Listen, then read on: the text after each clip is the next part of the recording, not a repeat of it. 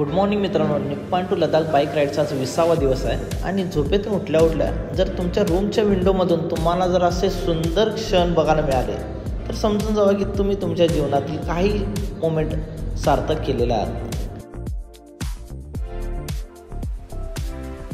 नेहमीप्रमाणे बाईकवर सामान लोडिंगचे काम अक्षय आणि चेतनच करत आहेत. नेहमीप्रमाणे म्हणण्यापेक्षा कायम त्यांनीच करावं ट्रिप संपवतोपर्यंत अशी माझी इच्छा आहे, कारण का मला काही इंटरेस्ट नाही त्यात आणि आणखी स्वतःहून का भाग घेणार नाही. आणि परफेक्टली बाईकवर सामान लोडिंगचे काम चेतन आणि अक्षयला जमते, त्यामुळे त्यांनी ते योग्य प्रकारे करत जावं. आणि समोर आपल्याला जो व्ह्यू दिसतोय तो पँगाँग लेकचा आहे. त्याच किनाऱ्यावर आम्ही काल राहिलो होतो. बघू शकता जबरदस्त व्ह्यू आहे. या पँगाँग लेकच्या किनाऱ्यावर जवळपास 3 ते 4 गावं बसलेली आहेत. त्यापैकी एक गाव म्हणजे माना, जिथं आम्ही काल रात्री राहिलो होतो.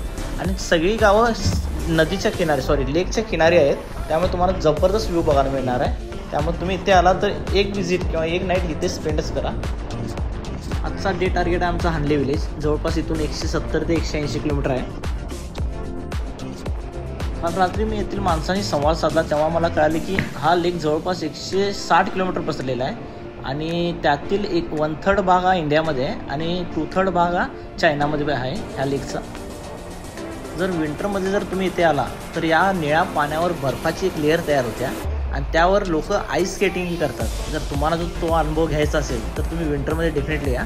आम्ही ऑक्टोबरमध्ये आलो आहे. तो इथील तर विंटर सीझन नाही आहे खरं तर, तरी पण आमची हालत खूप बेकार झाली आहे. थंडी भयानक आहे. हार्ड नजारा आहे. तुम्ही लेफ्ट साईडला बघू शकताय.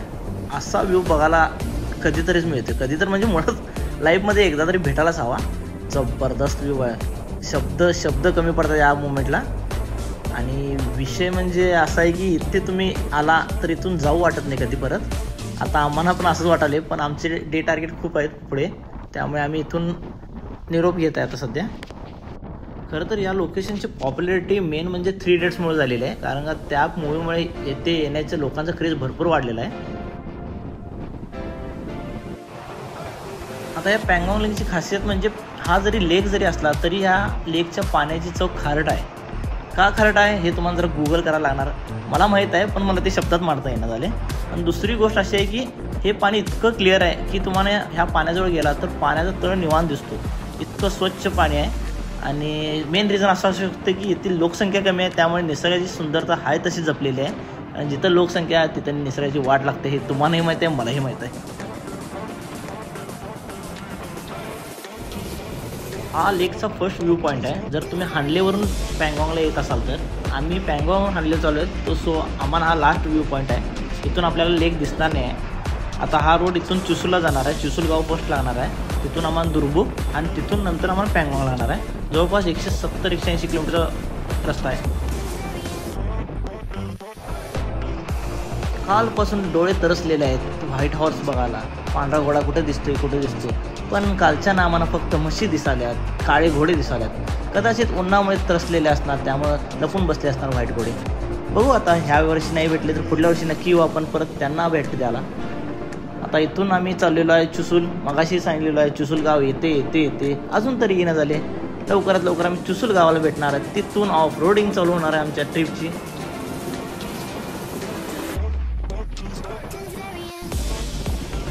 शेवटी का होईना चुसूल गाव आपल्याला समोर दिसत आहे. इथून आपल्याला ऑफ रोडिंग लागणार आहे 60 ते 70 किलोमीटर. ऑफ रोडिंग म्हणजे नदी दर्या वगैरे काय नसणार, पण वाळवंट आणि जंगला टाईप, जंगल बी नाही सोडा, वाळवंटा टाईप असणार आहे ऑफ रोडिंग. त्यामुळे वाळूतून आम्हाला रस्ता काढत 60 ते 70 किलोमीटर जायला लागणार आहे इथून पुढे.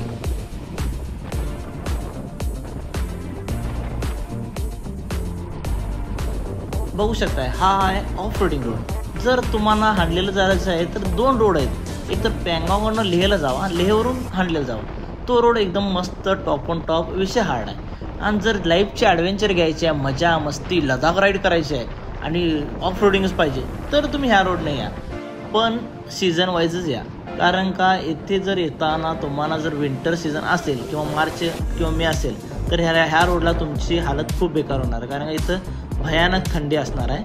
दुसरी गोष्ट अशी आहे की येथे तुम्हाला नदी बी वाटेत भेटणार आहे, त्या नदीचं क्रॉस करता येणार, पाण्याचा फ्लो भरपूर असणार आहे, त्यामुळं विचार करून या. अरे वा, चांगला रोड भेटलेला आहे. पण मला माझ्या गेसिंग सेन्सवर खूप विश्वास आहे. हा रोड भरपूर वेळ किंवा जास्त वेळ नसणार आहे, थोडाफार असेल. त्यानंतर आणि परत आम्ही ऑफ रोडिंगच भेटणार आहे. कारण सायन्स, गुगल आणि माणसं ह्या तिघांनी सांगितलेलं आहे इथून 60 ते 70 किलोमीटर ऑफ रोडिंग आहे. तर थोडाफार हा रोड चांगला भेटला आहे, त्याचा आनंद घेऊ आणि इथून पुढे आम्ही निवांत जाऊ. बघू शकता दोन्ही बाजूला पर्वत रांग आहेत. हा रोड कसा आहे बघा, एकही माणूस भेटणार नाही या रोडला तुम्हाला.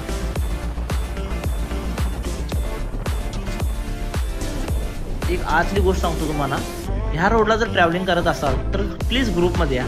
कारण का ह्या रोडला कोणीही भेटणार नाही. भेटले तर आर्मीचे ट्रक्स किंवा जे कन्स्ट्रक्शनचे ट्रक्स आहेत तेच भेटणार आहेत, ते पण पर्टिक्युलर टाईममध्ये.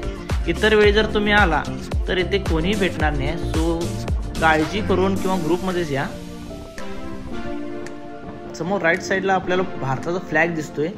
हा आहे रेजांगला वॉर मेमोरियल, भारताचा इतिहास सांगणारा आणखी एक पवित्र ठिकाण जे की रेजांगला वॉर मेमोरियल आहे. नोव्हेंबर 1962 साली जेव्हा भारतामध्ये हिंदी चिनी भाई हा प्रकल्प चालू होता, त्यावेळेला चीन आपल्या बेकार दृष्टिकोनाने हळूहळू भारताचा एरिया काबीज करायला बघत होता.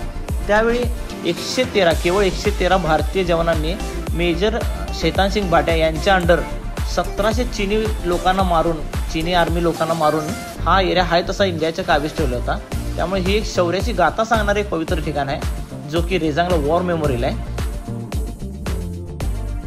बऱ्यापैकी ऑफ रोडिंग हा कव्हर केलेला आहे BRO वाल्यांनी, कारण का जाईल तिथे आपल्याला रोड चांगला भेटत आहे. मगाशी भेटला होता, आताही भेटायला आहे. त्यामुळे ऑफ रोडिंग कमीत कमी आपल्याला भेटत आहे या रोडला.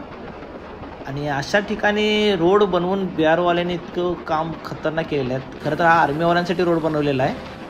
अजून एक गोष्ट शेअर करतो की जरी आकाश क्लिअर आणि ऊन जरी दिसताले तरी पण आम्हाला थंडी इतकी भयानक वाटायला ना, कारण थंड वारं एवढं भयानक अंगाला लागले की फक्त ग्लव्जमधून वारा आत चाललेला आहे. बाकी सगळं पॅक आहे, तरी पण आमची हालत आतून बेकार झाली आहे. ग्लव्जमधून वारत जात असले तरी विचार करा की इथं थंडी किती प्रमाणात आहे. आणि ती दिवसा सॉरी बट बॅटरी गोप्रोची डेट झाली होती आणि मोबाईलची डेट झाली होती. त्यामुळे मधील जो रिजन होता तो आम्ही कॅप्चर करू शकलो नाही आहे. आता आम्ही हांडले गावात आहे. इथून आम्ही रूममध्ये बॅगा वगैरे ठेवून आता आम्ही जो टेलिस्कोप आहे, हिमालयन टेलिस्कोप आहे, ते बघायला चाललेलो आहे आता सध्या. आणि इथे थंडीने बॅटऱ्या खरंच डाऊन व्हायल्या. त्यामुळे गोप्रोची बॅटरी दोन्ही डेड झाली होती. त्यामुळे आम्ही कोणताही व्हिडिओ कॅच करू शकलो नाही. ते हांडले गावात आपल्याला खूप छोटे मोठे ऑप्टिकल टेलिस्कोप बघायला मिळतात, पण सर्वात इम्पॉर्टंट आणि इंडियाचा महत्त्वाचा टेलिस्कोप म्हणजे हा हिमालयन चंद्रा ऑप्टिकल टेलिस्कोप. आता हा ऑप्टिकल टेलिस्कोप काय करतो, जे आपल्याला सायंटिस्ट आहेत, इस्रोमध्ये जे सायंटिस्ट आहेत किंवा नासामध्ये जिथे कुठे सायंटिस्ट वगैरे असतात, त्यांना युनिव्हर्सलमध्ये किंवा गॅलेक्सीमध्ये जे हालचाली घडतात ते ऑब्झर्वेशन करण्यासाठी हा टेलिस्कोपचा उपयोग केला जातो. आणि मेन गोष्ट म्हणजे हा रिमोट सेन्सर ऑप्टिकल टेलिस्कोप आहे, जो की इथून ऑपरेट करण्याऐवजी इस्रोमध्ये बसून आपले सायंटिस्ट बँगलोरमध्ये ऑपरेट करतात रिमोटली. आमचं नशीब थोडेफार चांगलं आहे मला इथे, कारण आपल्याला हा ऑप्टिकल टेलिस्कोप आतूनही बघायला मिळतोय. तुम्ही बघू शकताय आतून कसा आहे. आणि जागोजागी जे फोटो वगैरे क्लिक केले आहेत टेलिस्कोपनं ते लावलेले आहेत, त्यांची इन्फॉर्मेशनही लावलेली आहे. बघू शकता तुम्ही. त्या इथं जर आला तर ह्या ऑप्टिकल टेलिस्कोपला डेफिनेटली भेट द्या.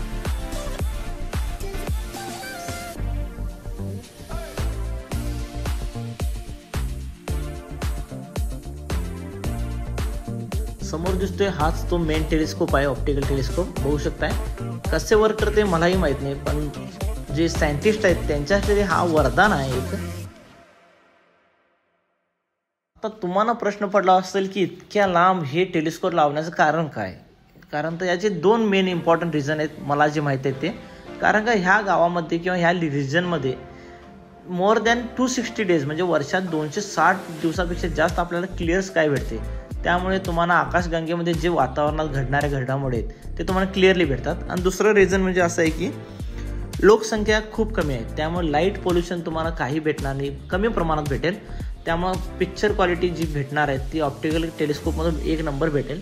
त्यासाठी इतक्या लांब आणि इतक्या चांगल्या ठिकाणी उंचीवर हे ऑप्टिकल टेलिस्कोप बसवलेलं आहे.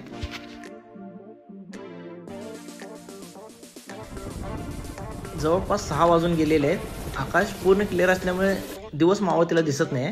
आणि तुम्हाला वाटत असेल की बाईकवरून मजा मस्ती करत आहेत पोरं, पण थंडी इतकी आहे इथे, हात पूर्ण गारटलेले आहेत. आणि कॅमेराचा खटकाही प्रेस करायला येत नाही, इतकी बोटं आखडलेली आहेत आमची.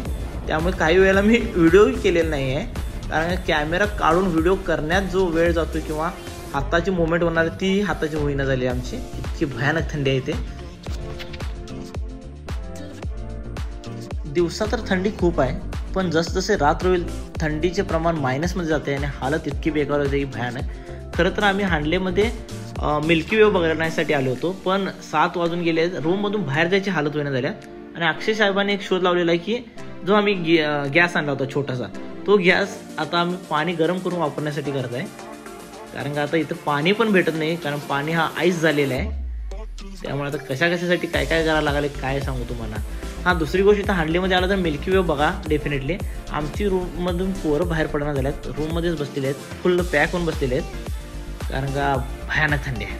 इतकी थंडी मी आजपर्यंत ट्राय करणार होतो, पण हा अनुभव घेणं गरजेचं आहे. लाईफमध्ये आला आहे तर हा अनुभव नक्की तुम्ही ट्राय करू शकताय. नशीब आम्ही एक सायंटिस्ट घेऊन आलो आहे, ITI केलेला सायंटिस्ट आहे अक्षय. कारण का त्यांनी शोध लावलेला आहे की पाणी गरम पाहिजेच होतं आम्हाला प्यायसाठी, कारण थंड पाणी पिल्यावर पोटं बिघडणार नक्की. त्यामुळे जो आम्ही गॅस मॅगी करण्यासाठी आणलेलो होतो तो आता मी पाणी तापवण्यासाठी वापरत आहे.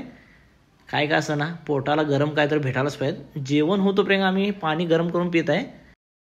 भावाने शोध लावण्यात जरासा वेळ केला आहे. 2-3 दिवसाआधी आम्हाला याची खूप गरज होती ह्या शोधची, पण असो काय ना का असो, सायंटिस्ट कुठे ना कुठे कामाला आला आमच्या. बाकीची पोरं बेडमधून काय बाहेर येणार, ब्लँकेटमध्ये फुल पॅक्स आहेत. इथे हांडलेमध्ये तुम्हाला रूम होमस्टे भेटणार आहेत, त्यामुळे 1000 रुपये पर पर्सन आम्हाला भेटलेले आहेत. आणि इथे इन्क्लुडिंग जेवण तुम्हाला भेटणार आहे. त्यामुळे तुम्ही कधीही आला तर होमस्टेच करा. दुसरी गोष्ट अशी आहे की आम्ही मिल्की वे मिस केलेला आहे. मी नेक्स्ट इयर किंवा नेक्स्ट टाईम जरी आलो ह्या तिघांना घेऊनच येणार आहे आणि तो मिल्की वे बघणार आहे. पण त्यावेळी येताना पूर्ण तयारीत येणार आहे, कारण आम्ही थंडीचे इक्विपमेंट एवढे काही घेऊन यायला नव्हतो. त्यामुळं बेडमध्येच आम्ही थांबलेलो आहे. समोर पाणी गरम होत आहे आणि गरम पाण्याचा आस्वाद घेत आम्ही आता बेडमध्ये झोपून टाकणार आहे. जेवायला बोलवलं तर ठीक आहे, नाहीतर झोपून टाकायचं मस्तपैकी.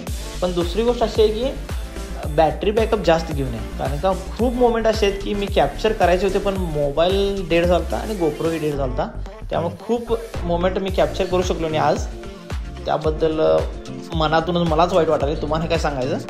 पण असो, आणि कधी आलो की करू. आणि उद्या आमचा एक मोठा इम्पॉर्टंट टास्क आहे जो की ह्या ट्रिपचा एंड पॉईंट आहे. एंड पॉईंट म्हणजे डेस्टिनेशन आहे, तो मला करायचाच आहे. सो भेटू उद्याच्या ब्लॉगमध्ये. स्वतःची काळजी घ्या, नेहमी हसत खेळत राहा. जय शिवराय.